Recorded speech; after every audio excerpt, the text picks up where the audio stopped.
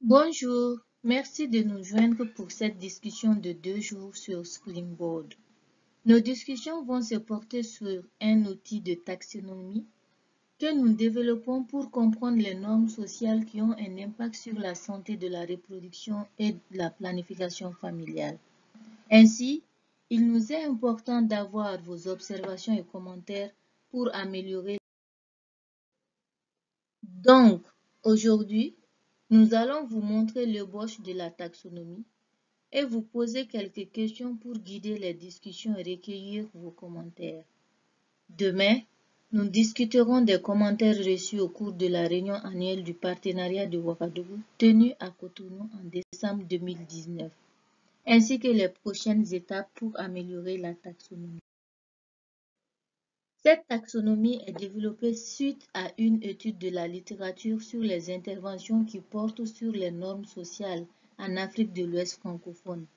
Dans le cadre de ce travail, nous avons utilisé les ressources développées par le learning collaboratif pour comprendre les différentes définitions des normes sociales et la manière dont elles peuvent influencer l'utilisation de la planification familiale. Ainsi, les normes sociales sont définies ici comme les règles souvent tacites qui régissent le comportement.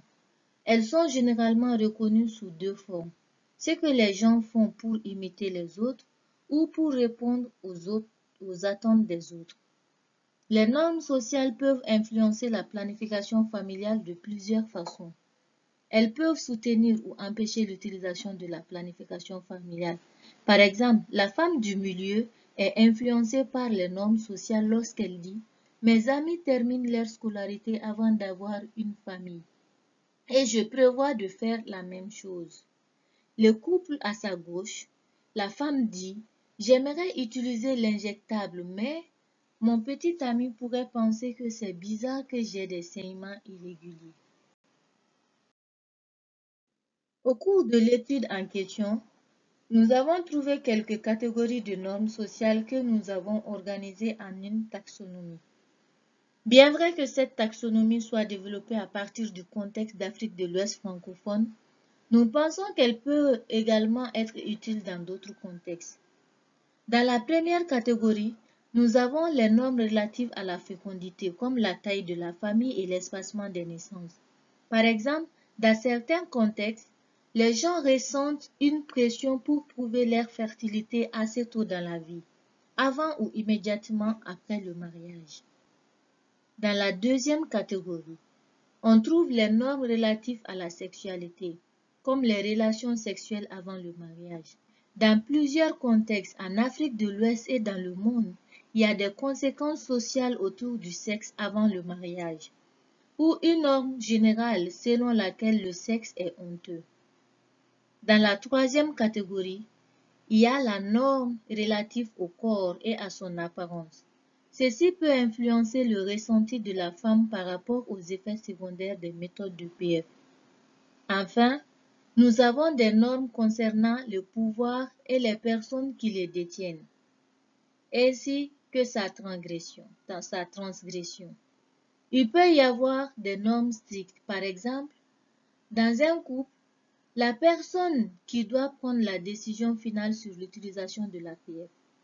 De plus, il peut y avoir des normes pour savoir s'il est acceptable de refuser les conseils des agents de santé ou si les agents de santé sont considérés comme des autorités des personnes qui ont plus de connaissances. Nous avons laissé la cinquième catégorie vide, car cette taxonomie est toujours en développement. Toutes ces normes peuvent influencer la capacité d'une personne à utiliser la planification familiale. Maintenant, nous allons passer aux discussions pour avoir vos commentaires et enrichir cette taxonomie.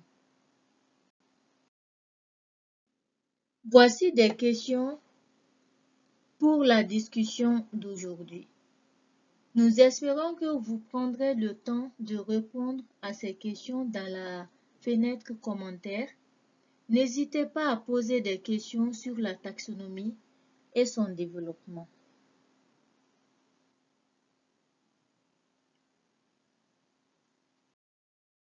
Je vous remercie.